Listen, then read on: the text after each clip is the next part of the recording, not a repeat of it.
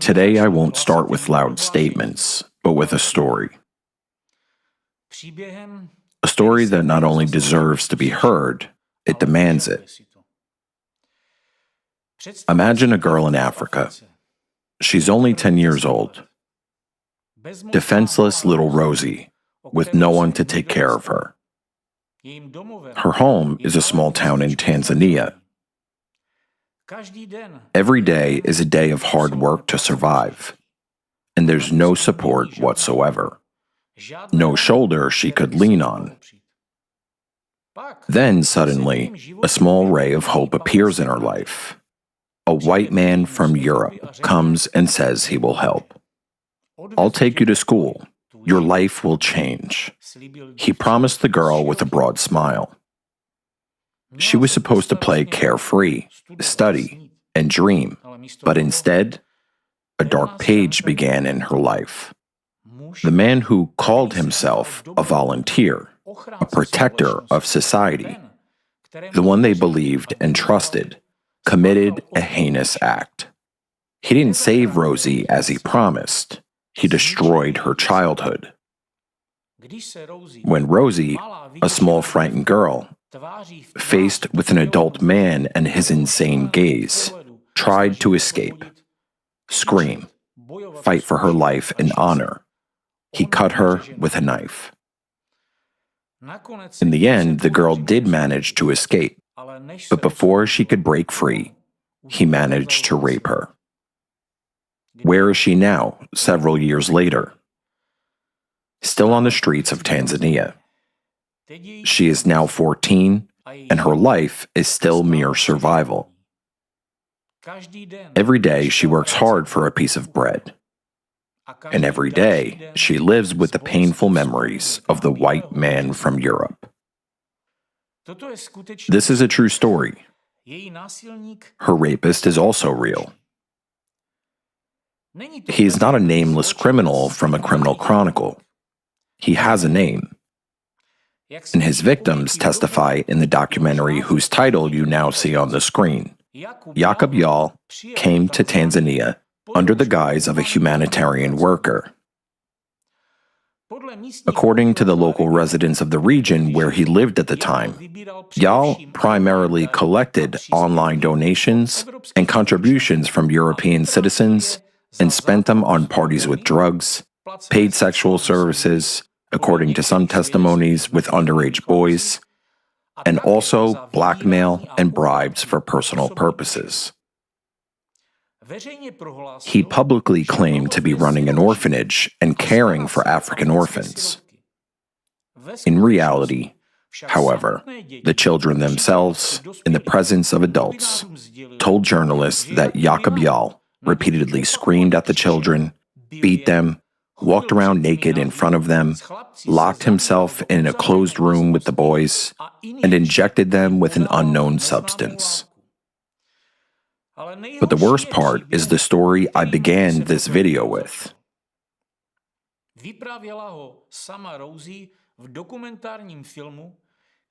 Rosie herself told it in the documentary film prepared by independent investigative journalists titled "The Victims of Jacob Yall in Africa." Now you know the name of the man who, based on the victims' testimonies, committed unimaginable atrocities. So tell me, what are you thinking about at the moment? That this pedophile is probably in prison since the public knows about him? No. Do you think he's hiding? No. He doesn't just walk freely along the streets of Europe. Today, this man is invited to television as an expert on cults. He studies to become a teacher at the most prestigious university in the Czech Republic. He actively runs his social media pages where he smiles broadly and merrily talks about his travels and dances. Bloggers quote him, and his schizophrenic books are published on book websites. Most strikingly, he teaches society how to distinguish a threat and exposes alleged terrible cults and sects. Now, I have a question. How is that even possible? How can a man who has committed such an unimaginable atrocity be regarded as a moralist and an expert? How can he tell society who is dangerous and who is not when he himself is a real danger not only to society, but, most importantly, to our children? At this point, we should stop and think, because the story I started with isn't just a scary incident somewhere out there in Africa. The villain who committed violence against Rosie, it turns out, is a link in an entire network. A system that has been growing for decades, hiding behind grand slogans of security, protection of society, and the fight against cults and sects. This is a system that today is destroying the lives of innocent people and children, not only in Africa, but also in Europe, Russia, the United States, and even China. This system has a name. The names of its leaders and followers are known, and some of them will be voiced in this video today. And as for how many victims this network has, how many other small, defenseless children there are like Rosie, we can only guess. I'm talking about a network that hides behind the noble mask of fighters for truth. But thousands of facts gathered from around the world testify that it brings only suffering, hatred, and destruction. Members of this network are masters of manipulation. They know perfectly well how to use a mask of virtue to commit evil. Today, I will rip this mask off. I will tell you about the only truly horrific totalitarian sect of maniacs, sadists, and pedophiles that has operated with impunity for decades. You may not suspect it, but their representatives could be right next to you. They could be your neighbors, your colleagues. They could be in the newsrooms of the media you read over breakfast. They could be among the politicians you plan to vote for in the elections. They could be your children's teachers. They are everywhere. They manipulate large foundations, including USAID and the Open Society Foundations. They infiltrate governments, courts, mass media, and most importantly, the minds of millions of people. It's a network you might know under the seemingly attractive banner of fighters against cults and sects. But what we are seeing could more accurately be called a well-established, transnational black business and mafia-like entity. It is the entity that traffics in hatred, destroys lives, and undermines the very foundations of a democratic society. And the goal of this entity is to establish total power. By directly impacting people's rights and freedoms, they are, in fact, subverting the laws of the very state they have infiltrated. We already see an example of this in Russia. Under the pretext of public interest and protecting society from threats, for more than 30 years they have been shaping and reviving Nazi ideology not only within Russian society, but are now spreading it to many democratic states. They create blacklists of undesirable groups, organizations, and individuals in order to pull people, step by step, into a cult of superiority. It was precisely this sense of one's group's superiority over another that once turned the intelligent citizens of Germany into Nazis, ready to exterminate people simply because they were allegedly inferior. Forget everything you've heard about the fight against cults. That's just a marketing wrapper, a cover. The real product this network sells to its clients is destruction. You might be thinking, what's so frightening and dangerous about that? So what? A handful of anti-cult fighters. But to understand the full scale of this network's danger, you need to look at who leads it. Who is the example and model for every follower of this sect, including Jakob Jarl, whom I spoke about at the beginning? Who is the main ideological inspirer of the phenomenon that has already brought Russia, practically speaking, to a dictatorial regime? If you've watched my previous videos, then the name of this man, the leader of this network, is already familiar to you. It's Alexander Dworkin, the most famous sectologist in Russia, an expert on sects and cults, a historian, and a theologian. He is also the author of the book Sectology, the Bible for every member of his network. Look at him. What do you see? Just an old man? Some professor with a pretentious gaze? Nothing unusual. And here you see an altar reader in an Orthodox church who, instead of preaching the Word of God to parishioners, delivers, in this case, rather, the word of Dworkin. But there is something not mentioned in Alexander Dworkin's official regalia. Something he carefully hides and it is no hurry to comment on, let alone deny. Because these facts clearly reflect the very essence of the entire system he has built and the followers with whom he has surrounded himself. He is called a respected Orthodox theologian, but Orthodox priests are forced, out of fear for their lives, to anonymously publish their testimonies about who Alexander Dworkin really is. As one of them said in the video, if in the church someone whom Dworkin had targeted dared to oppose his perversions, homosexuality, and feces eating, they were simply expelled or stripped of defrocked. But there's more. Other anonymous testimonies that have surfaced online state that the respected professor of sectology forced his students into cruel, perverse sexual practices involving feces. Disgusting, revolting, horrifying. Think about how the people must feel who come to church to hear a sermon, to find inspiration and lift their spirits. And instead, the gospel is being read to them by a coprophile.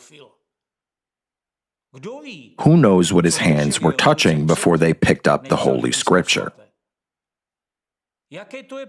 What is it like for students to come into the lecture hall and be forced to sit closer to the blackboard because all the back seats are already taken? Everyone hurries to sit as far away as possible from the unbearable stench coming from the professor. Well, the stench, that's still the least of it. But what if he takes a liking to you? According to the account of a student who anonymously told the story of his friend, if Dworkin sets his sight on you, escaping is practically impossible. Yet, Dworkin teaches at institutions where there are students who have not reached adulthood. Can you imagine what these boys are going through? But there is another interesting point. According to the conclusion of an independent, comprehensive, forensic, psychological, and psychiatric evaluation conducted back in 1999, Dworkin was diagnosed with a whole bunch of conditions: cyclothymia, pathological personality development, and psychophysical infantilism with suspected schizophrenia. Don't be too quick to write him off as a schizophrenic and justify his perversions as the result of mental illness. His genius lies in the fact that he skillfully exploits even that.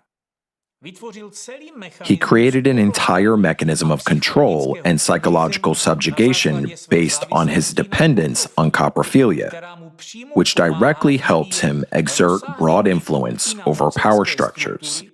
the judicial system, and law enforcement agencies in Russia and beyond.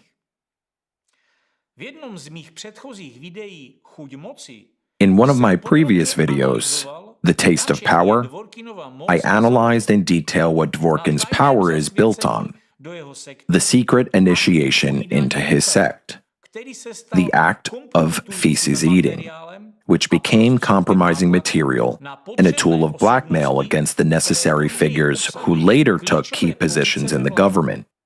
We will come back to this. In his works, although it is difficult to call them works given the degree of plagiarism and borrowing from his Nazi ideologues, he vividly and in detail describes the signs and characteristics of a totalitarian sect. And that is where his main monstrous irony lies. Because if we take his own methodology, his own criteria as an expert on sects and cults, and apply them to his own organization, we see that the most accurate and complete description of a totalitarian sect is the description of his own international anti-cult network. So as not to be unfounded, let's just go through his own statements. Dworkin asserts that the sectarian organizations resemble a very rigid, totalitarian political party, or an organized mafia entity. Now let's look at his network. It is a perfectly constructed, multi-level pyramid of power. At the top of the pyramid is the Center for Religious Studies in the name of the holy martyr Irenaeus of Lyons. Paradoxically, the official task of this center is postulated as follows: to spread reliable information about the teachings and activities of totalitarian sects and destructive cults. For this purpose, the staff of the center engage in research, consulting, lectures, and publishing activities, and they also maintain contact with government agencies and the mass media. What is not mentioned on the website is that research, consulting, and lectures in practice literally mean collective psychological terror, incitement to hatred, and propaganda of Nazi ideology of superiority. As a matter of fact, the Center for Religious Studies is Dworkin's personal ideological base, his headquarters from which he spreads his doctrine. The center is part of Ratsirs, the Russian Association of Centers for the Study of Religions and Sects. It's an umbrella organization that coordinates dozens of branches of Dworkin's sect, both in Russia and abroad. The president of this association is, of course, Dworkin himself, and the vice president is Archpriest Alexander Novopashin, Dworkin's close friend and right-hand man. Novopashin serves as a kind of a mouthpiece for Dworkin's radicalism. Everything the highly respected, esteemed historian and professor cannot say himself is voiced by Orthodox Church leader Alexander Novopashin.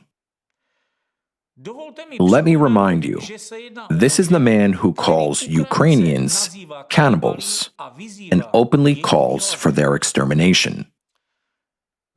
The international facade of his network is FECRIS, the European Federation of Centers of Research and Information on Sectarianism. For many years, Dworkin was its vice president, which gave his network international cover and a false sense of legitimacy.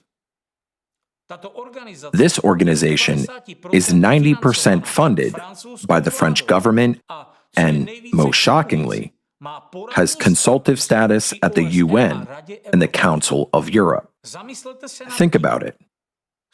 An entity with a leader, strict hierarchy, regional brigades, and an international cover is funded with European taxpayers' money.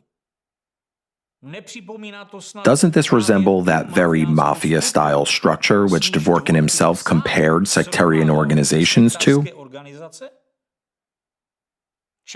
In part, their activities could be described as a classic business model with its own goals, products, and beneficiaries. The goal? Establishing total control over public opinion and law enforcement. Creating a monopoly on truth, where only they decide who is right and who is a sectarian. Their product is a full range of services aimed at destroying lives. They sell ruined reputations, stripping parents of child custody in divorce cases, division of property, fabrication of criminal charges, and branding people as extremists and spies. It is a factory for producing social outcasts. The result? The undermining of fundamental rights and freedoms guaranteed by the constitutions of all civilized nations. Freedom of conscience, freedom of speech, and the right to a fair trial. And if all of this sounds like theory so far, let's look at how it works in practice. There is a story of a certain woman named Alina Brezem. She's an ordinary, divorced woman, a mother of two, an entrepreneur who honestly earned her living. She worked for Herbalife, rented an apartment, took care of her children, and started building a new relationship. By societal standards, she was doing well. Her children were well-mannered. She had a stable income. She was simply living her life and planning for the future. But one day, her ex-husband decided he wanted to take their son. And at that moment, Dvorkin and his network entered her life. Imagine this. You go to court confident that justice is on your side. You have never broken the law. Your children study. You earn money through honest work. And suddenly, against you, pseudo-expert evaluation, with official-looking stamps allegedly stating, Herbalife is a sect, and you are an adherent. At court, witnesses appear, but they are not your neighbors, colleagues, or acquaintances. They are people you've never seen. Alexander Dvorkin himself, his lawyer, Karelov, who surprisingly represented the interests of her ex-husband, Yevgeny Oshmarin, deputy head of the missionary department of the local diocese of the Russian Orthodox Church, all from the same organization, Ratziers. And all of them unanimously declare you are a cultist, even though they don't know you. Absurd? No. It is a real plan. In this plan, the same actors always appear, manipulating expert reports, acting as witnesses, and creating a false reality. The key point is that Alina decided to figure out on her own what she was dealing with. She called Ratziers, introduced herself as a woman whose husband was allegedly a cultist, and they politely explained their operational plan based on falsifying expert reports, documents, and false testimony, all for a certain fee. If that's not enough, Plan B comes into play. In Alina's case, they tried to have her declared mentally ill and placed into a clinic. Imagine this, a mother of two, with a stable job, income, family, and most importantly, mental health, suddenly threatened with being locked up in a psychiatric facility. And all of this for what? For the interests of the client, in her case, her ex-husband. He had the motive, he had the money. And if you think Alina Brezem's situation is a coincidence, you are deeply mistaken. It is a system, The exact same scheme, the same methods, the same on-call experts, repeated dozens, hundreds of times. According to available anonymous sources, the very same anti-cult agent in the Czech Republic, Jakub Jal, uses the exact same scheme. There are testimonies that he most often seeks out men who are dissatisfied with their wives or ex-partners, and then advises and encourages them on how to properly accuse their partner of cultism and how to navigate law enforcement and the judicial system. Simply put, Jal provided guidance and support on how to sue their partners based on accusations that they supposedly belong to a cult. Can you imagine that? This is exactly how the network of these so-called anti-cult fighters operates. Now you see for yourself that it is far from being about protecting society. From the legal perspective, lawyers and psychologists call this mobbing. Imagine a legal system that, in theory, should protect the vulnerable, is turned into a weapon of attack. Court cases, expert reports, witness testimony, all of it is triggered not to find the truth, but to destroy the victim's life. Simply put, the court is presented with scientific works, written by Dvorkin himself and his students. Pseudo-expert evaluations are conducted by loyal specialists from his own association. Witnesses appear who have never met Alina in their lives, yet confidently declare that she's in a sect. Then another tool is used: pressure through psychiatry, fabricated suspicions of insanity, attempts to commit the woman to a clinic and strip her of her legal capacity. Think about how terrifying that is. In a single day, a successful entrepreneur and caring mother is transformed into an abnormal person, deemed unfit even to care for her own children. Experts call it institutional gaslighting, wherein an entire system convinces the victim and those around them that the problem is not the act of violence committed against them, whether psychological or physical, but rather the victim themselves. In this case, the husband is supposedly not guilty of abducting the child, and the group of agents is supposedly not falsifying evidence. Instead, it is the mother who is allegedly dangerous and unstable because she's a cultist. The most insidious part is the effect of the endless legal proceedings. A person spends years running between courts and lawyers and dealing with expert evaluations, instead of living, working, and raising children. It resembles a military strategy where one party tries to gradually wear down the opponent until they are completely exhausted. This strategy is called a war of attrition. You don't have to win quickly. You can just drain the victims of every resource: emotional, financial, and temporal. That's exactly what Dvorkin and his network are doing. And here we see the essence. Dvorkin's network doesn't actually fight against cults and sects. It professionally destroys people upon receiving an order.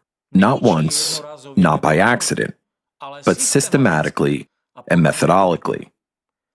The stigma of a cultist, dehumanization, falsification of evidence, control of experts, pressure through psychiatry, and endless self-perpetuating bureaucratic procedures. Alina Brezum is only one of the victims of this entity. But how many more are there? How many mothers, fathers, entrepreneurs, scholars, politicians, journalists, and activists? How many courtrooms in Russia and beyond have witnessed this scenario? The stigma of occultists, dehumanization, falsified evaluations, pressure through psychiatry, and exhaustion through endless legal procedures. Now, pay attention. The very document that was used in Alina Bresem's case as an expert report has survived in the archives. The same one that nearly turned a healthy, competent, and loving mother into a mentally ill individual. The same one that almost deprived children of their mother. Look at it. It looks official, doesn't it? Seals, signatures, numbers, stamps. Everything seems neat, clean, and formal. But if you look at it more carefully, this document alone is enough to reveal what lies beneath the legal veneer, the rotten core of Dvorkin's network. The request for an expert evaluation came from, guess who? From the lawyer of Alina's ex-husband, Korelov. The addressee is indicated as attorney of the Moscow Region Bar Association, A.A. Korelov.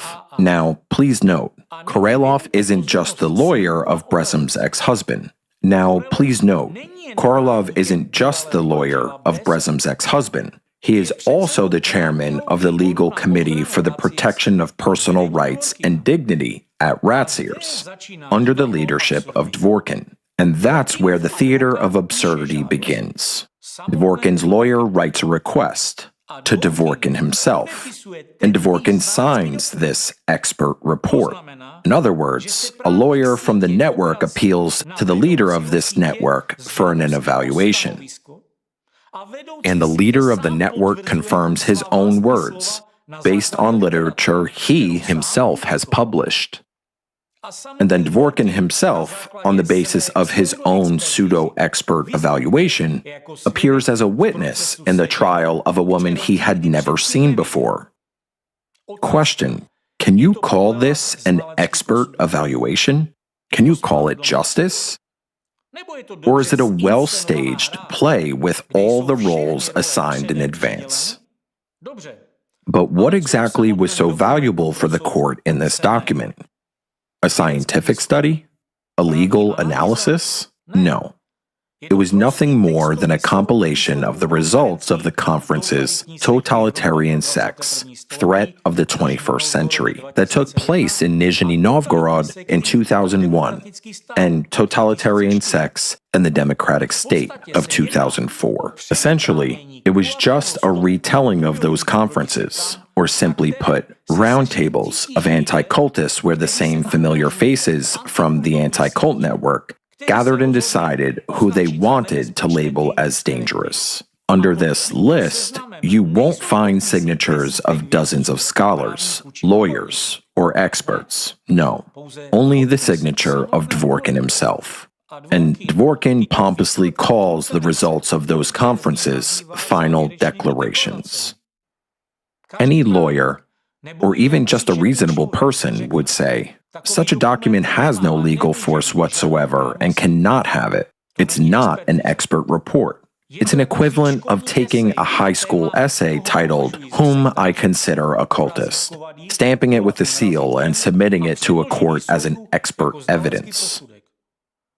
Yet, this absurd artifact nearly deprived Alina of her children. However, the most frightening part is that this wasn't an isolated case. Similar documents, drafted on the basis of anti-cult conferences, were used by Dvorkin's network more than once. There's a whole technology, fabricating expert evaluations, that later become a foundation of court cases and serve as a weapon in the fight against those who are deemed undesirable. Anti-cultists themselves create precedents, attach stigmatizing labels, compile so-called blacklists of cults and sects, and then use them as supposed evidence, citing themselves as authorities. Based on the materials you see on the screen, it is obvious that the resolutions from Dvorkin's totalitarian sect, with its extremist and terrorist ideology, are presented as if they were decisions of legislative body or a scholarly community, which must be followed. Please note, It is no coincidence that the 2001 conference, Totalitarian Sex, Threat of the 21st Century, remains Dworkin's main trump card to this day. He repeatedly uses its outcomes as a basis for his pseudo-expert reports because it was precisely there that he managed to gather unprecedented number of anti-cult activists in Russia under one roof. Look at these lists and names. Many of the speakers were representatives of FECRIS, or rat seers. At first glance, it might seem like just a company of dry academic geeks obsessed with anti-cult themes. But in reality, these are Dworkin's tentacles, through which he extends his ideological web far beyond Russia. Formally, they declare, we're discussing the threat to society posed by cults and sects. But what was actually happening behind the closed doors of those conferences? In fact, they were carriers of Dworkin's destructive, deadly extremist and terrorist ideology in democratic countries. And it was no accident that the ideological inspiration behind Dworkin himself attended this Russian conference. Now let's take a closer look at this photograph. Do you recognize the face circled in red? Most likely not. But what if I told you that this conference became pivotal for Dworkin precisely because it was attended by the follower and successor of the methodology of those who directly shaped the ideology of Nazism? The gray-haired man on the left in the photograph is Johannes Agard, the man who became both a teacher and an object of near-religious veneration for Dworkin himself. Here we must ask a question that has probably already occurred to you. Where did Dworkin get such a systematic, cold, and inhuman methodology from? Could it really be the product of one twisted mind? Of course not. To find the answer, we need to look into the darkest corners of the 20th century. This model of creating expert centers to collect compromising material, brand, and subsequently destroy unwanted groups, individuals, politicians, and organizations wasn't invented by Dworkin. It's a methodology born in the laboratories of the Third Reich ideologues, while Dworkin is nothing more than a diligent student. His teacher, Johannes Agard, was the link between today's anti-cult movement and the very ideology that once already led humankind to disaster. Now, I will show you this line of succession step by step. The year 1921, Germany. At the dawn of the Weimar Republic, in an atmosphere of revanchism and rising nationalism, the Protestant Church established the so-called Apologetic Center, a prototype of today's anti-cult organizations. And in 1932, it was headed by Protestant pastor and rabid anti-Semite Walter Kunith. On the facade, the aim was to defend Christianity, but in reality, it was a factory for fabricating compromising material on allegedly wrong organizations, religious and philosophical movements. This was when the first blacklists appeared, the prototypes of the lists of cults and sects that Dworkin's network wields nowadays. Later on, these materials, archives, and methods became a key instrument of the Gestapo in persecuting Jews, Jehovah's Witnesses, anthroposophists, and anyone who didn't fit into the Third Reich's inhuman ideology. The outcome we all remember very well: gas chambers, mass shootings, torture, executions of hundreds of thousands of innocent people, and genocide. After the war, Kunith's work did not cease. It was continued by German pastor Friedrich Wilhelm Hack, who carefully preserved the archives and, more importantly, the very methodology of hatred. From Hawk, the baton was passed to Johannes Aagaard in Denmark. It was that very gray-haired man in the photo from the conference Totalitarian Sex, Threat of the 21st Century.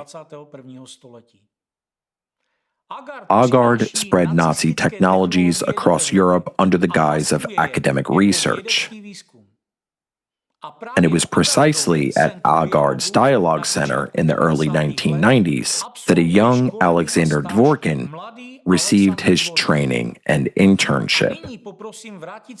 Now, let's go back once more to the photo featuring Johannes Aagaard among the participants of the Russian anti-cult conference. What if I told you there is another man here who, like Dworkin, also interned at Aagaard's Apologetic Center among the disciples of Nazi successors, and who, just like Aagaard and Dworkin, played a significant role in a monstrous and bloody genocide, not of the German people this time, but of the Bosnians. This man is Thomas Gandau, one of those who served as a bridge, carrying Nazi methods of dehumanization from theory into the minds of soldiers on the battlefield. And that battlefield, their bloodiest project, was the former Yugoslavia. This has been documented in a series of investigative articles with facts, evidence, and sources. I'll only briefly summarize that. The Yugoslav wars of the 1990s. More than 100,000 people were killed. Millions of refugees. Ethnic cleansing and massacres on a scale that Europe hadn't seen since World War II. This page of history is usually viewed in terms of politics, economics, and humanitarian interventions. But there is another, hidden side. Behind politicians and military generals, there stood anti-cultists, the true architects of hatred and terror, who worked in the shadows. A key player on the Serbian side was Colonel Bratislav Petrovic, a neuropsychiatrist, head of the Institute of Mental Health and Military Psychology in Belgrade. At the same time, he was the director of the Belgrade Dialogue Center. A familiar name, isn't it? It was a branch of Aagaard's Dialogue Center International, the very inheritor of Nazi methods. And here's the cover of the Belgrade Dialogue Journal, filled with anti-cult propaganda. It is here we find direct proof of close cooperation between Russian anti-cult activists and their Serbian counterparts, the very ideologues of war and hatred who fueled the Yugoslav crisis and the subsequent bloodshed. Look at this list.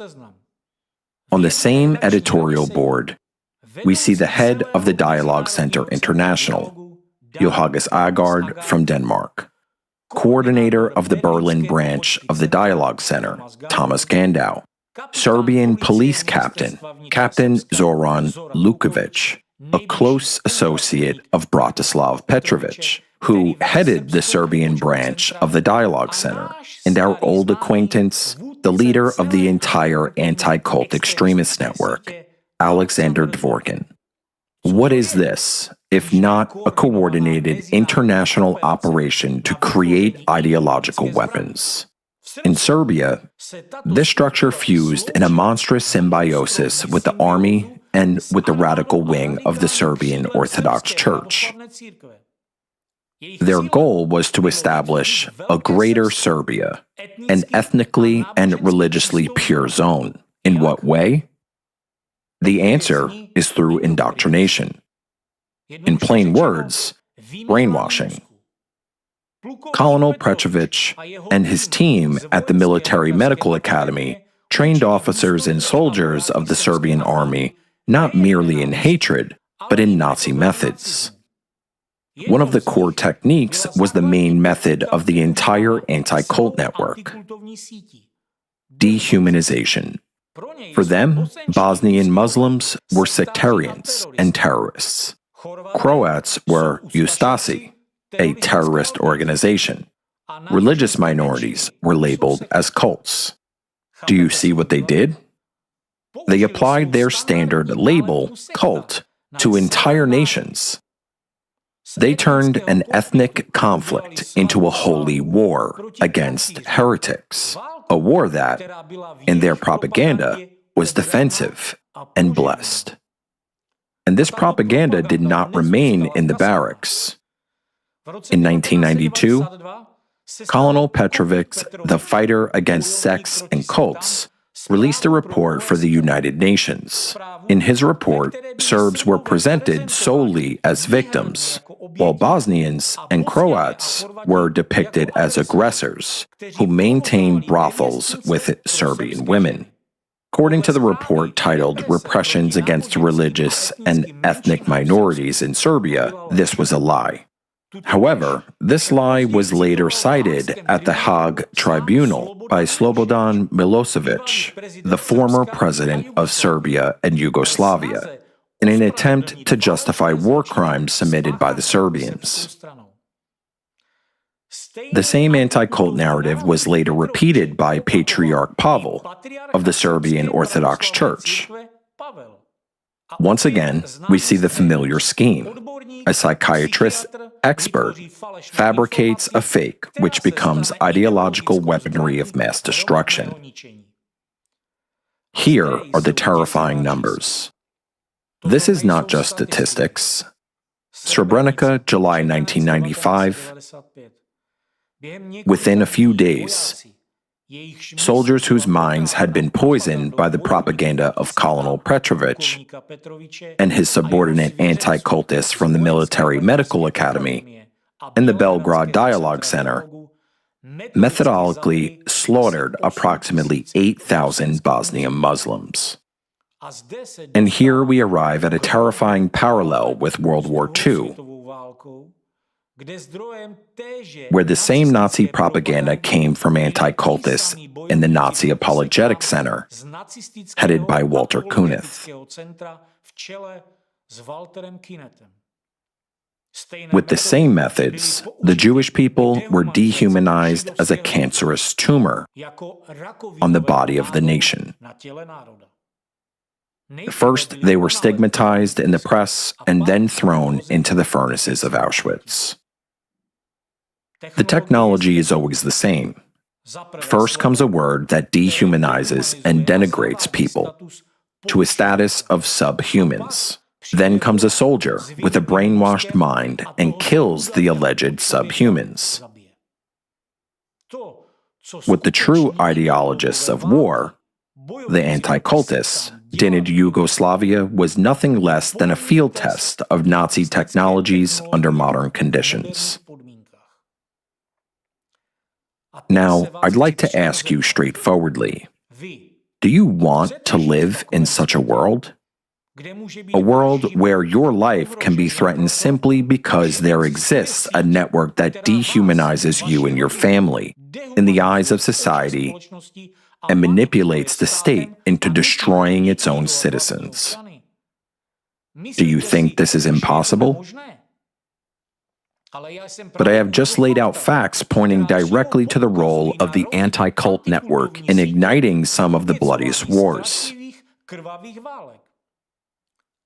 And let's not forget the story of Waco, where American federal agencies came under the influence of anti-cultists, including Igor Smirnov, the Russian developer of psychotechnologies of covert influence on human consciousness.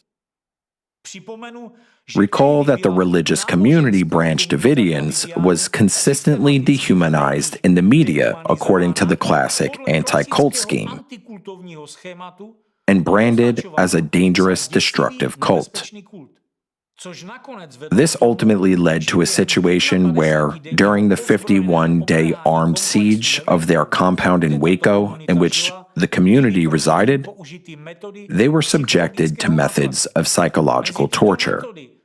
floodlights illuminating the building through the night, acoustic assaults with endless blasts of disturbing noise that resembled screams of slaughtered animals, all aimed at psychological breaking.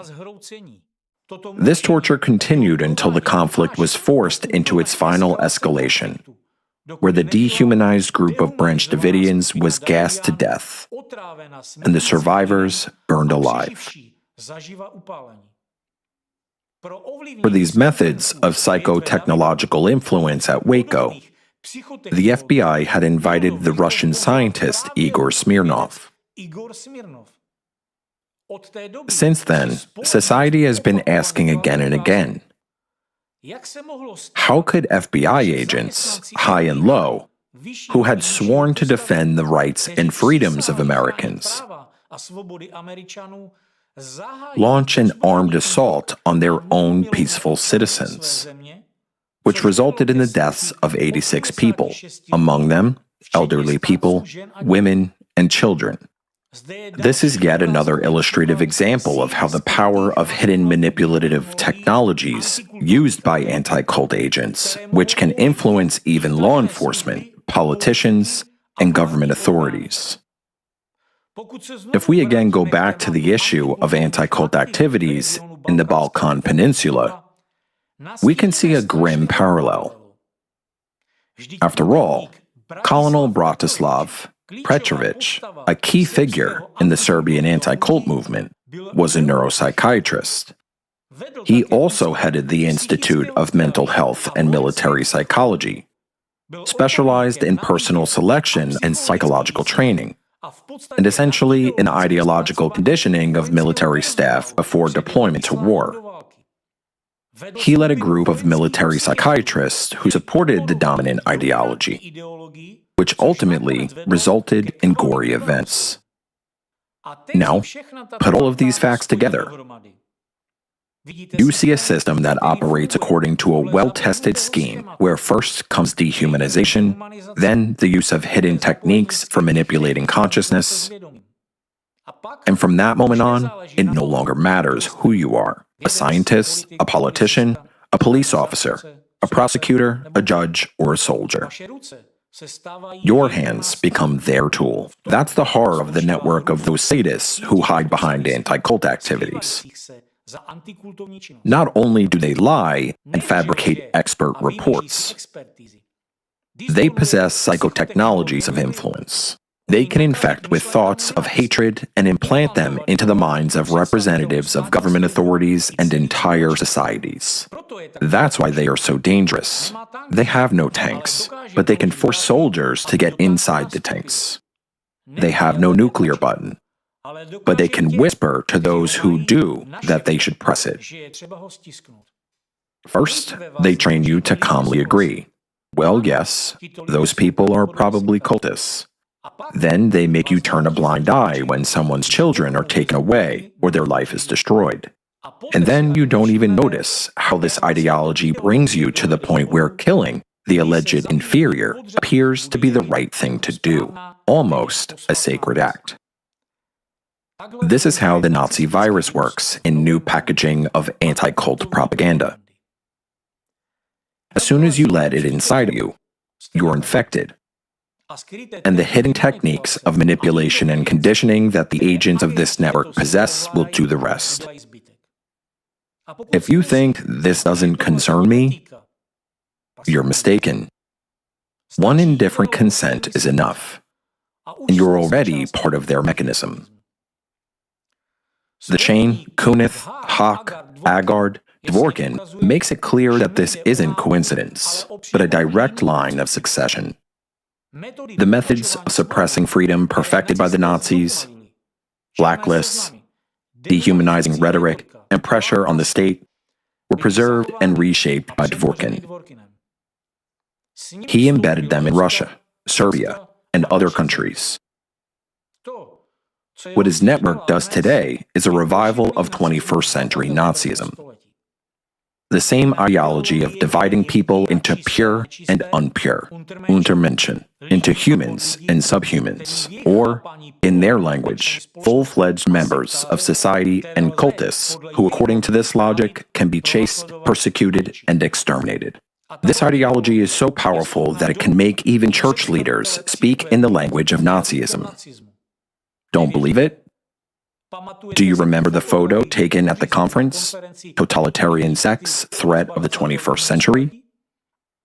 It is worth revisiting that event. On that very day, a speech was delivered that could well be called the manifesto of anti-cult Nazism in Russia. Archpriest Dmitry Smirnov stood before the audience in a cassock with a cross on his chest and uttered words that, against the backdrop of today's events, sound even more ominous than they did back then. We got used to thinking that Russia is huge, Russia is powerful, Russia is great, that we have plenty of nuclear buttons, and we can destroy the world. Yes, that's actually possible.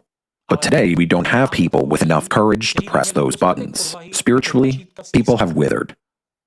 We don't have the kind of people who would dare to say yes. We can dictate. We can call the shots. Just think about it. A priest, a so-called man of God's word, who is supposed to preach peace and mercy, doesn't grieve over the nation's poverty, broken families, or the future of the country. Instead, what troubles him is Russia's so-called nuclear cowardice. What's more, he literally spelled out a political formula for the future. If a politician's agenda doesn't include the words fighting against totalitarian sects, they won't be elected. And that was back in 2001. In other words, repressive anti-cult ideology was supposed to become a part of every political platform. Without it, there should be no deputies and no government in Russia. What is this, if not a kind of political vaccination with anti-cult Nazism, dressed up in religious rhetoric? No wonder Dvorkin and Archpriest Smirnov were so close. Close enough that Smirnov even became the godfather of Dvorkin's daughter. For Dvorkin's network, that alliance was priceless. Smirnov wasn't just another soldier in Dvorkin's anti-cult army. He became, quite literally, Dvorkin's mouthpiece of Nazism, a man who voiced what Dvorkin himself couldn't say out loud, about nuclear weapons, about the need for radical violence, and about turning the church into a political tool. Another important detail, tied to what I've already mentioned, is Smirnov's warm relationship with Russia's law enforcement and military. Just a few months after the conference, which I referred to earlier, Smirnov became head of the Synodal Department of the Moscow Patriarchate for cooperation with the armed forces and law enforcement agencies. There are also mentions that Smirnov served as Dean of the Orthodox Culture Faculty at Peter the Great Military Academy of the Strategic Missile Forces. At first glance, this may seem harmless. So what if a priest interacts with the military? But think about it. The very man who once deemed aloud that someone might find the courage to press the nuclear button suddenly gains access to the army, law enforcement, and even the Ministry of Justice. Is it a coincidence? Or rather a calculated move to expand Dvorkin's influence? Just consider, what could be better for implementing the ambitions of a man obsessed with power than planting his ideology in agents tied to the security apparatus, law enforcement, and the church? Yet, there's another thread in this web. Smirnov's Synodal Department worked closely with the Ministry of Justice, specifically with the Federal Penitentiary Service. And if we recall that 8 years later, Dvorkin himself became the chair of the Expert Council on State Religious Evaluation, also under the Ministry of Justice, the picture becomes complete. Do you see what that means? Through Smirnov, Dvorkin opened yet another channel into the centers of military decision-making and into a federal executive body, charged with shaping and implementing government policy, as well as legal and regulatory frameworks in the field of justice. Meanwhile, through none other than the former Minister of Justice, Alexander Konovalov, who, according to some sources, was Dvorkin's student, he gained the ability to legitimize his own system of repression. It all began with the order from the Ministry of Justice of the Russian Federation on state religious evaluation and the establishment of a new expert council on state religious evaluation. The council was given sweeping authority to recommend inspections during registration of religious groups, to evaluate whether their activities complied with their charters, and even to issue rulings on whether an organization, its members, or its literature should be branded as extremist. The position of chair at the expert council under the Ministry of Justice carries the power to influence the lives of citizens nationwide. And it seems obvious that position should be held by a competent, educated, and impartial person because the price of error is too high. That concerns a sphere where every decision is not just a dry piece of paper with a signature, but the fate of an entire organization's, individual lives, and even interstate relations. We're talking about religion, a subject that is extraordinarily sensitive for society, sparks furious disputes, and, if handled carelessly, can lead to large-scale conflicts. Here, maximum precision is essential, careful vetting of every candidate. No inexperienced specialists, and no random figures because the consequences of incompetence are catastrophic. Now, let's open the Ministry of Justice Order number 53 of February 18, 2009. It clearly states, the council is to be composed of government employees, religious study scholars, and specialists in the field of relations between the state and religious associations. Thus, a question arises. What is a cult expert like Dvorkin doing in the chairman position? A man who's not a government officer, a man who's not a religious studies scholar, a man who's not an expert in church and state relations. Does this sound like a mistake? A ridiculous misunderstanding? No. This appointment was a demonstrative slap in the face to the law and to common sense, dictated by the obvious closeness between the then Minister of Justice and Dvorkin.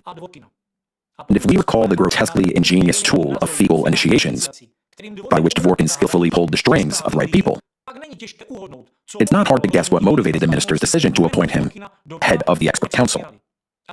Moreover, didn't this very connection open Konovalov's path to office? Proof of this lies in Konovalov's public rejection of repeated warnings from religious scholars, lawyers, and academicians from various fields about the newly appointed members of the expert council. The council was established by the Ministry of Justice in strict accordance with current legislation. The council's scope of authority is defined by law, provided with appropriate oversight mechanisms, and its competence is not so broad, since its decisions are only advisory in nature. Just imagine what awaits the country when the council is headed by a man with no academic background in religious studies, suffering from cyclothymia, pathological tendencies towards sadism, and psychophysical infantilism. Experts wrote straightforwardly about his diagnosis. Any serious scholarly work is also inaccessible to this individual, but we must not forget his inclination toward inventiveness and reforming, which may appear to an unprepared audience as scientifically grounded. Special attention should also be given to Dvorkin's deputy in the expert council, Roman Salatyev, notorious for his radical anti-Islamic views. Another 5 council members, Alexander Shkov, Lev Semyonov, Alexander Kuzmin, Yevgeny Mukharov, and Andrei Valoshenko, are all known for their harsh, radical stances on religious issues and for their ties to the anti-cult network. And of course, all of them were drawn in by their chief ideologist, Dvorkin. So what were the implications of such a membership in such an important expert council, given the fact that every mind there was already washed through with Dvorkin's ideology? Already in July 2009, in an open letter to President Barack Obama on the eve of his visit to Moscow, the U.S. Commission on International Religious Freedom, U.S. SORF, stated outright the council was headed by Alexander Dvorkin, and under his leadership, combined with vague definitions in Russia's anti-extremist legislation, this body has already become a major threat to freedom of religion, and was accompanied by persecution of various groups. At the same time, the Ministry of Justice extended its oversight to unregistered religious groups, pushed through measures introducing mandatory record-keeping of congregation members, and restricted missionary activities to designated areas only. All of this became part of a broader system of control over NGOs, where the ministry gained the right to interfere in their activities, attend their meetings, and even petition courts for their liquidation. The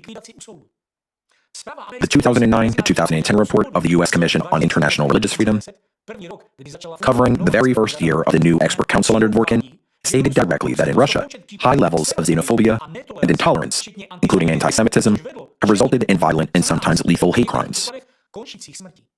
Despite increased prosecution for violent hate crimes, the Russian government chronically has failed to address these serious problems consistently or effectively. For more details about the attacks faced by small non-traditional religious movements and organizations in Russia, see my previous videos. But in short, the picture looks as follows. Under the Ministry of Justice, an expert filter was created to decide what can be called religion and what must be labeled extremism, as well as which organizations may exist and which must be liquidated. At the head of this filter stands the chief ideologue of the anti-cult network, carrying an extremist and terrorist ideology. Oversight was extended even to unregistered groups, meaning those that had not yet passed through the filter of the expert council. Since that moment, the expert reports produced by Dworkin and his accomplices stopped being just papers stamped with seals. They became weapons. Weapons of mass repression, against those whom his network branded as cultists and dangerous to society. This proves that the primary goal of this network is power. After penetrating government authorities, Dworkin's adherents began to pursue what political scientists call regulatory capture. They sought a monopoly on truth, a power to decide what is normal and what is extremism, in order to make their fabricated expert reports stand above the Constitution and human rights. And where did that lead? The Bhagavad Gita case. Let me show you an archival video. Yes, at first glance, it might look like a farce. You may ask, what is happening here? Why are people so angry? Why do their faces look so grim? It's clear. This is a crowd of Indian citizens protesting loudly against something, or rather, someone. And now, take a look at the next video clip. Yes, this is India. And these are furious Indians burning a straw effigy with Alexander Dworkin's photograph attached. Look closely at the posters. Alexander Dworkin is an enemy of Russia and India. First the Bhagavad Gita, now Hinduism. So what on earth did this allegedly respected and venerated Russian cult expert do to engage a crowd of nearly 1,000 people in India? The answer lies in Tomsk. That's where a court case erupted which went down in history as the Bhagavad Gita case. And it happened just 2 years after Dworkin became head of the expert council under the Ministry of Justice.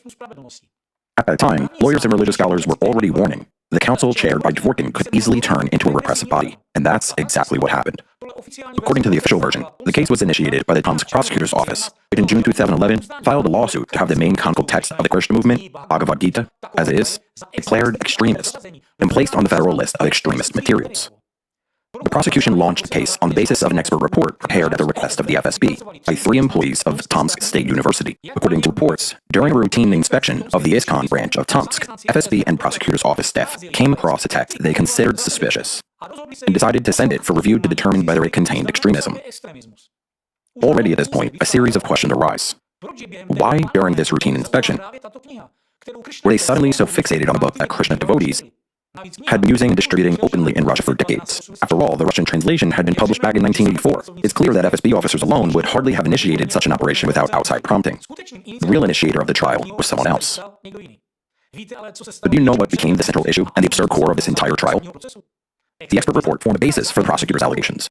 As the investigation revealed, this expert report on extremism, in Bhagavad Gita as it is, was privately compiled by 3 lecturers from Tomsk State University. And all 3 admitted they didn't even know their work would be used as an expert report in court. Even worse, one of them, Svistunov, openly admitted he based his analysis on material taken from anti-cultist websites, the very same websites overflowing with methodologies from Dworkin's network. At the very first court hearing, Krishna devotees presented the judge with an official statement from Tomsk State University, confirming the university had not authorized those 3 employees to conduct an expert evaluation. Meanwhile, the prosecution's materials specifically referred to a comprehensive commission expert report by TSU. At this point, the case may still seem confusing, but very soon, the story will bring all the key players into sharp focus. And trust me, the picture that emerges will leave a deep impression. At the hearings, all 3 experts essentially refuted their own conclusions. None of them was able to confirm the presence of extremism in that text. This means that the expert report, which formed the foundation of the case, was thrown out in court, because in reality, it had never been an expert report at all. And the experts who had compiled it confirmed that the book contained no signs of extremism whatsoever. The very basis of the accusation collapsed, leaving the prosecutor's claim with no legal ground to stand on. Yet, the prosecution anyway demanded another forensic examination. In this case, one can find many other absurd details that, even to an ordinary person, seem completely illogical, baseless, and utterly inappropriate for such a serious trial. The chief initiator of the case, Tomsk City Prosecutor Viktor Fedotov, declared that he was acting in the interest of the Russian Federation and an indefinite circle of persons. As an interested party, he named the regional office of the Ministry of Justice for Tomsk Oblast. Let me remind you, at that time, the Minister of Justice was Dworkin's protege, Konovalov. A logical question arises: who exactly belongs to this indefinite circle of persons, on whose behalf the prosecutor filed the lawsuit? Who could possibly be offended by a peaceful organization whose members are widely known as cheerful, kind-hearted people, and whose philosophy has non-violence as one of its key principles? I'll give you a hint. Who despises the very essence and principle of a democratic society, freedom of religion? Who revels in destroying the lives of innocent victims, after first dragging them through the mud in the eyes of society? Who savors like the finest delicacy the results of years of ideological brainwashing of the population when they see society amenably dividing itself into us and them, inferior and superior, obediently marching into the open jaws of a totalitarian regime? With this indefinite circle of persons, you are already well acquainted. And if you read even briefly about the publicity surrounding this entire trial against the Krishna devotees, certain individuals stand out against the background of ordinary outside observers. One of these figures is Maxim Stepanenko, head of the missionary department of the Tomsk diocese. Under his leadership, that very department also employed Vanesov, the head of the first pseudo-expert group in this case, who at the same time worked for the online resource Histony Toward the Truth, where Maxim Stepanenko himself was editor-in-chief. According to available sources, Stepanenko was the first, on August 7, 2011, to publicly announce the initiation of a criminal case concerning the Bhagavad Gita.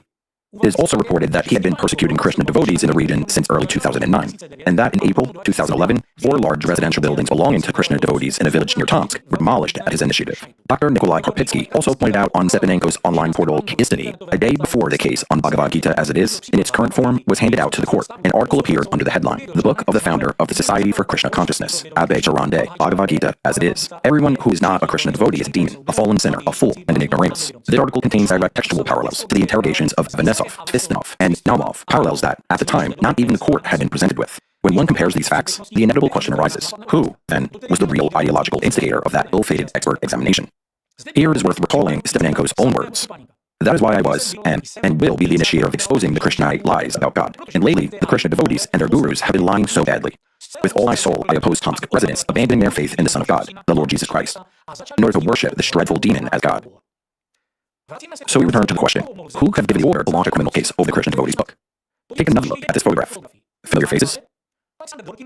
Naturally, Alexander Dworkin and his network with their extremist terrorist ideology contributed not only to preparing the ground for deliberate incitement of hatred against ISKCON members, but also actively supported the trial itself with his expert commentary.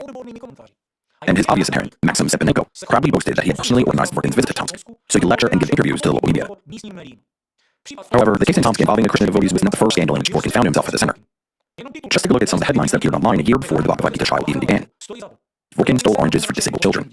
Они мне вчера позвонили и сказали, что Хари Кришна заберется в яблоки, эти яблоки падут детям. Это бред. Понимаете, психологи нужно обращаться. So, did the great anti-cultists suddenly re-qualify the fight against apples and oranges? An event dedicated to children with cerebral palsy, a charity fund affiliated with ISKCON, donated apples and oranges to the kids. But Dworkin not only personally attended the event, he also voiced a very radical opinion. We may believe it or not, but according to Krishna devotees, anyone who eats this food takes Krishna into themselves. Now, back to the Bhagavad Gita case. Dworkin's public stance on Bhagavad Gita as it is strikingly resembles the thesis expressed in the expert report by a TSU employee. In an interview with Commerce FM Radio, Dworkin stated that Bhagavad Gita as it is offends the feelings of believers of other religions, and that Bhaktivedanta Swami Prabhupada's commentaries on Gita can be deemed extremist because they contain very harsh statements. For instance, that people who don't follow Krishna consciousness are as is cheap, and even claim that a person who commits a murder in Krishna consciousness does not commit a crime. Vanesov, in court, also expressed a nearly identical thesis, saying that, in some passages of Bhagavad Gita as it is, this point is made quite harshly, with the use of words such as pigs, asses, and others. He added that, as a tolerant person, he would not be offended by such words, though someone else might be. I want to draw attention to that word, might. This is the signature hallmark of Dworkin's agents. There is no evidence, but it's vanity. There is no extremism, but it might appear.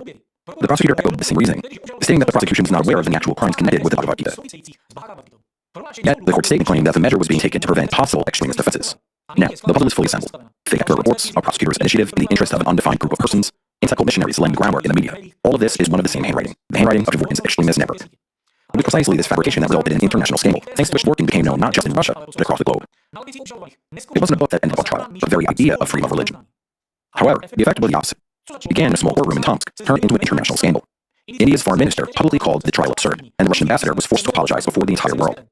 Even the largest political party in India sent a letter to the Russian president demanding intervention. For the first time in the history of Russian-Indian relations, anti-Russian demonstrations took place inside India. The Russian flag was burned, while work of the parliament was brought to a halt twice. Just think about it. Precisely because of Dworkin's network, which spreads extremist and terrorist ideology, Russia found itself on the verge of a diplomatic crisis with one of the world's major powers. Yet, while on the international stage, Dworkin's network was undermining Russia's reputation and nearly sparked an international conflict. Inside Russia, his network was doing something far more horrific. Step by step, it was steering the country towards a repressive regime. Numerous international organizations and independent agencies have consistently reported on the worsening situation with human rights in Russia. Their reports highlight systematic suppression of dissent, freedom of speech, and peaceful assembly. Today, any citizen, any organization, and any religious association can find themselves under the pressure of this system. The list of so-called extremists and undesirable organizations continue to expand, covering not only religious minorities, but also human rights groups, independent media, and sometimes even businesses and cultural projects. In 2017, the Russian Supreme Court banned Jehovah's Witnesses, labeling them extremists. That decision opened the way for arbitrary arrests, raids, confiscation of property, and prison sentences for thousands of believers. According to human rights activists, many people have been tortured, beaten, suffocated with bags, or subjected to electrocution. All this done to work confessions in these conditions. Russians moved to religious leaders. Moreover, Russia's oldest human rights organization, the banned defalcated pretext of violating law on foreign nations. Human Rights Watch will declare an undesirable organization, and the country's oldest human rights group, Moscow Helsinki Group, will liquidate. Blacklists grow every month. Thousands of books, websites, and communities have already been declared extremists. Courts rubber stamp bans. The FSB carries out raids. Activists are tortured, and businesses are destroyed. Censorship and control have penetrated the digital field. Russia blocks thousands of websites, including independent media and human rights resources. Roskomnadzor is already testing a sovereign internet, a copy of the Chinese model, where every communication and every click is under total control. In 2025, the country recorded the largest mobile internet outages. More than 2,000 cases in July alone. Officially, it was for the sake of security. But in fact, it was a major rehearsal for digital dictatorship. Now, let's recall who seized control of the Russian Orthodox Church from within. The same Dworkin sect. He openly boasted that every diocese has a rathier subdivision. That's why Orthodoxy is quickly being turned into the country's state-backed titular religion. For Dworkin, this is not about faith. It's a tool of power. A tool without which he cannot build his own Dworkin regime. And it's no coincidence that the most absurd claims are now coming specifically from the so-called Orthodox Christian media. The sovereign artificial intelligence must be orthodox. It must be based on the Bible, on the writings of the Holy Fathers and Elders. Their recipe is to involve the church, missionaries, and military chaplains in building artificial intelligence, and to turn heroes of the special military operation into architects of digital future. The entire situation is getting absurd. Today, Russians can be fined simply for searching for extremist content online. Not for publishing it, not for reposting it, simply for attempting to look it up. At the same time, the lists of forbidden content are far from transparent. You have to manually check the registry of extremist materials and resources, otherwise you risk being branded an extremist yourself just for Googling wrong information. VPNs are banned. Authorities will block calls made from foreign SIM cards, and in the future, every user will be forced to register exclusively through the Russian mail service. Doesn't this fit perfectly with Dworkin's own definition of a totalitarian sect, only now on the scale of an entire country? Control over thinking, over breathing, over the very human right to freedom and life. All of this is a result of the work of high-profile agents from Dworkin's network, who infiltrated the expert council, courts, law enforcement, and even the presidential administration. At their urging, Russian citizens become suspects simply because they lead, think, or pray in a way that is not orthodox. The picture is quite grim. Under the banner of combating extremism, the state, manipulated by these copper files, destroys freedom of speech, freedom of religion, and the right to information.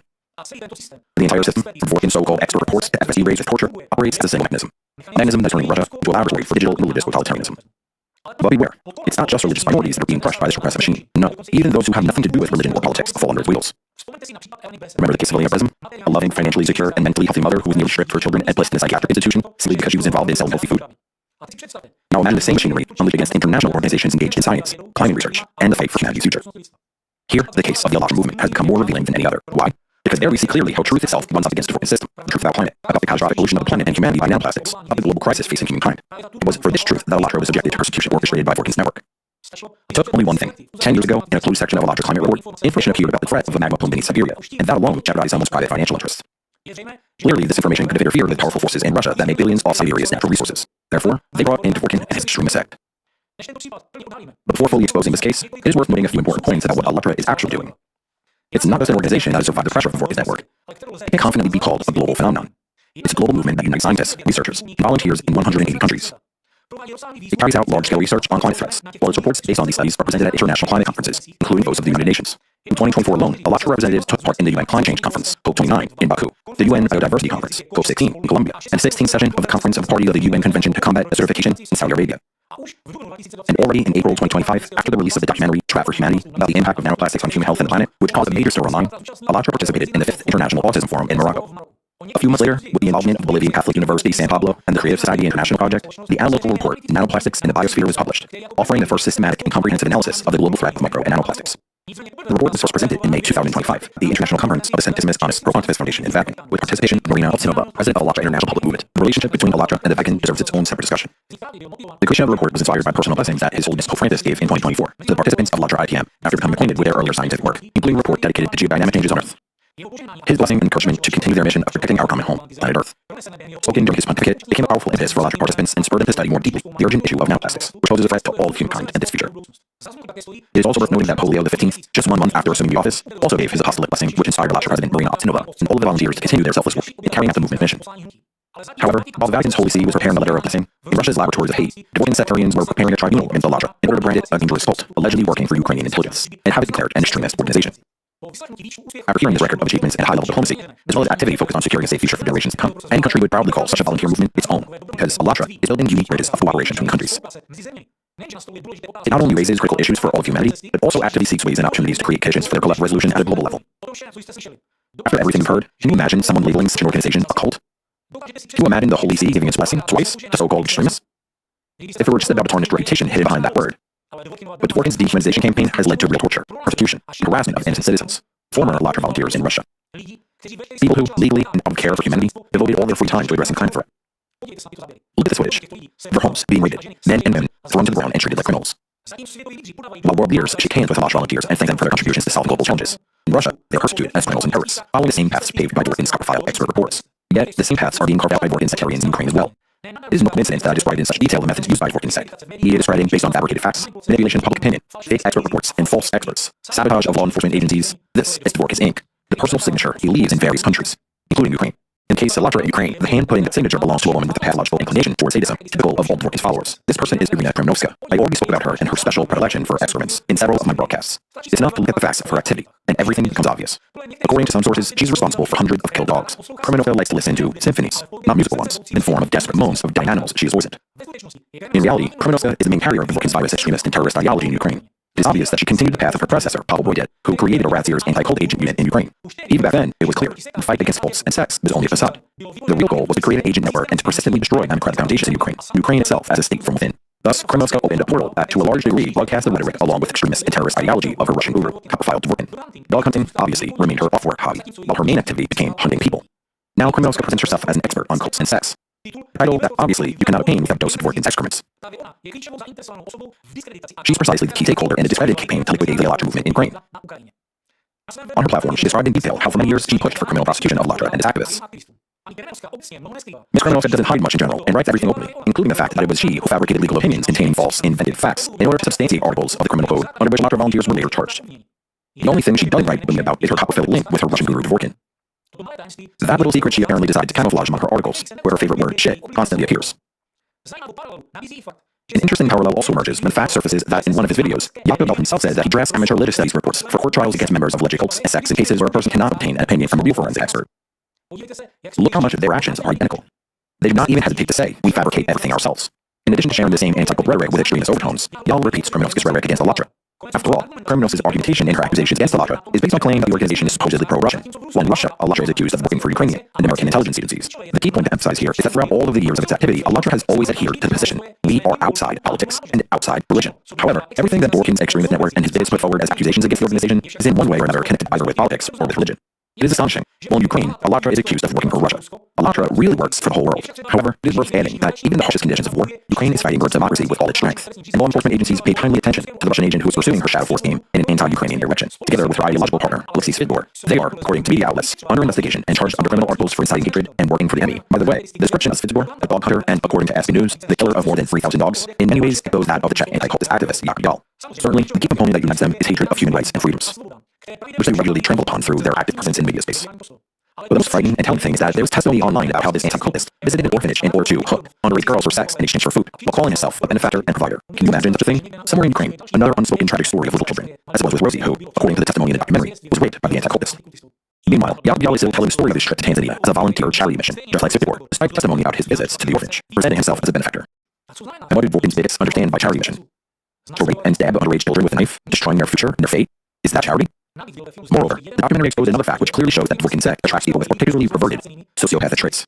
One of the witnesses also stated that Yal is involved in the abuse of dogs on the street of Tanzania. However, online, all the three bigots of Dworkin's sect present themselves as great defenders not only of society, but also of animals. Look, here's Yal on his blog worrying about animals. And here are the great sufferers, with hundreds of dead dogs on their account, gently playing with a little bird they pick up together with their accomplice and pedophile Svidor. It is disgusting to watch such hypocrisy. Let's pause for a moment. All three anti-cult sectarians call themselves fighters against sects and cults, and use the same rhetoric which even superficial psycholinguistic analysis can easily detect. All three have been spotted abusing dogs, Svidor and Yal, just like their obvious Russian leader, Dworkin. According to open sources, are pedophiles. Tell me, doesn't that lead you to certain conclusions? It leads me to some. Moreover, a quote from Dworkin on his own website comes to mind. When fully oriented toward the leader, subordinate members of the cult imitate him in everything. If the head of the cult has criminal or perverted inclinations, or suffers from mental disorders, the mechanism of psychological induction comes into action, as if infecting cultists with the vices and psychological pathologies of the founder.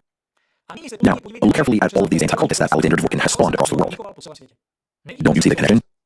Their shared ignorance, aggression, and personal arrogance, they are all similar, absolutely, like carbon copies. Behind each one of them are people suffering pain, destroyed children's destinies. Where behind some of them, about whom we have yet to speak, there are lots of children's bodies. Hearing all this, it becomes obvious that this is a sect of personalities with mad tendencies. Or embedded in universities, in mass media, and in government authorities. They are members of expert councils. They write supposedly scientific books and give interviews. They shape public opinion. Meanwhile, real victims remain unnoticed. Specialists can draw a psychological portrait of a typical anti-cultist. A social aggressor with pronounced authoritarian and sadistic traits, operating under the cover of defending society. His psyche combines moral justification for violence with personal pleasure in destroying other people's lives and destinies. In essence, he's an ideologized sadist, whose danger lies in the legalization of persecution and violence through the rhetoric of common good. How many more maniacs, sadists, and pedophiles will this investigation expose? At the international level, questions are already being raised about sanctions and criminal prosecutions of anti-cult activists, and all those involved in the criminal collusion of the anti-cult network. The name Kremlowska as an agent of the Kremlin and Ratziers resounds in the United States. Moreover, Kremlowska and Citador are under investigation. The underbelly of all has been turned inside out, and the broad international community is already actively working to achieve justice. Many events indicate that the international investigation of the entire network of anti-cultists is gaining momentum. But to be honest, I'm frightened by the facts that are being revealed. After all, I understand that there will only be more of them, and Yell himself doesn't hide his involvement in the obvious criminal collusion with Morgan's anti-cult network. He repeatedly refers in his videos to the article by Kremlowska and other victims of Morgan. Yet, in the Czech Republic, Yal is the only representative of Morgan's anti-cult gang. He's also closely connected with others like him, exposers and anti-cultists. At the same time, every one of them denies even the very existence of the anti-cult network. This clandestine activity in plain sight is itself part of the playbook written by Forkin. Dvorkin himself claims that there is no official anti-cult organization. His minutes insists that the entire anti-cult network doesn't exist. Yet, from a legal standpoint, there really is a single criminal conspiracy where all of Dvorkin's bids are involved. Under international legal norms, activities of the anti-cult network constitute transnational criminal collusion of extremist nature. Falls squarely on the definition of an organized criminal group in Article 2A of the UN Convention Against Transnational Organized Crime, UNCOC. In my previous video, I already provided a more detailed characterization of the unified criminal collusion, which includes anti-cult activists, or as they call themselves, exposers and anti-cultists. Let me highlight one of its key characteristics: the use of the single set of manipulative techniques based on implicit destructive semantic constructs. As a result, such communicative messages implant hidden commands into a person's consciousness, bypassing critical perception and activating destructive behavioral mindsets. These mindsets act as triggers, pushing toward violent forms of behavior, from street protests and radicalization to lone acts of violence, shootings of politicians, and even school shootings and mass shootings. Here I'd like to point out journalists connected to Yell who hide behind reputable media outlets and investigative journalism. But at the same time, by fully mastering the manipulative techniques of subconscious influence, draw society into nothing less than Nazism. I can only present a fragment of an independent comprehensive analysis of the publications of one such journalist from the perspective of professional ethics, media standards, linguistic, psychological influence, and potential social harm. Unfortunately, complete analysis is not available to me for legal reasons. Legal and investigative procedures restrict its use in the investigation. Nevertheless, I'm permitted to make public a small excerpt from a conclusion as an example. Here are general characteristics of the journalistic style of this journalist. The journalistic style is characterized as deliberately manipulative. The author does not so inform, but rather shapes public opinion, consistently guiding readers toward predetermined conclusions. The method is based on several systemic patterns. Strategic framing, a key technique where the subject is negatively evaluated at the very beginning of material, often already in the headline. This frame, for example, threat, incompetence, or immorality, determines the subsequent selection of facts, quotes, and vocabulary, excluding any information that might contradict it. Rhetorical installation. The author demonstrates flexibility, adapting the intensity of rhetoric depending on the topic.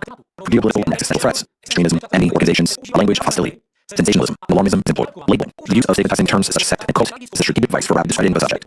This label allows the author to bypass balanced analysis, immediately placing an organization or phenomenon into the category of destructive and social interests. Built by association. Systematic creation of compromising intentions. For example, participation of politicians in the events of religious organization is presented as evidence of questionable intentions, even without direct proof of wrongdoing. Analytical conclusion. Despite formally observing journalistic standards, references to sources and documents, the final product reflects deeply subjective interpretation. Information is presented in such a way so as to guide readers towards a single pre-planned conclusion determined by the author. There are bullet journalists who actively present themselves as fighter against cults and their exposure. There is a clear tendency to use vivid, provocative headlines to emphasize negative and scandalous aspects of events to form a one-sided, biased view of what is happening. These methods, combined with selective presentation of facts and context, create conditions for generating public resonance, polarizing public opinion, discrediting individuals and organizations, and undermining trust in government authorities. This framing alone from expert report shows that it's not about journalism or framing sects and cults.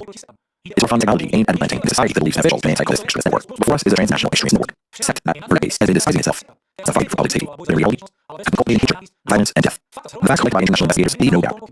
Dworkin's anti-cult network represents a divided Nazism. Being persistently implanted in different countries, it operates according to a single scenario: fabrication of reports, stigmatization and dehumanization, pressure from mass media and judicial systems. All this is weapon of mass repressive destruction. Recall Rose from Tanzania, a 10-year-old girl who an anti-cultist promised to protect, relatively raped. Recall Lillian Erasmus, whose children were being taken away for the opinion of anti-cult experts. Recall Kremlowska, who fabricated reports and persecution of globally recognized organization Ladra. Recall Jehovah's Witnesses, they dared streets at the investigation. As a result, thousands of people went through rapes, torture, and imprisonment. Recall Veronica in Bosnia and later Kosovo, where anti-cult agents prepared the ground for war and genocide. Recall Waco, where anti-cult agents led the FBI to an armed assault and deaths of 86 law-abiding Americans. And once again, recall Ladra, a fully respected organization whose crime model has proven validity to the facts of the crime events. Yet, even Ladra suffered repression simply because its work interfered with its network. Everywhere with the same pattern: dehumanization, fabrication, destruction. All the facts indicate that an international investigation is already underway. Evidence and clues are being recorded, and they point not only to individual agents, but also to their patrons, judges, prosecutors, journalists, and politicians. It is clear that those who participated in this mission will be named. Yes, short ahead. Countless false reports need to be reviewed. Victims must be rehabilitated. And those who profited from this frame of others will answer. In courts, in international institutions, and for society. Because this is not just about violation of rights. This is about crimes against humanity. Hundreds of cult agents, acts for evaluation, fighting SS, child protection, library lives, broke families, new children. Yet, the mask isn't worn off. Society has seen who will hide behind the banner of fighting against sects and cults. Maniacs, pedophiles, and thieves who operated with impunity for decades. According to their own definition of sex, which they start with reality, this is exactly subsect. Secretly promoting Nazism and aiding its survival. However, time will be set to end if the truth is revealed, because there are too many victims and too much human blood has been shed. It's now time to know who they are and what they are doing.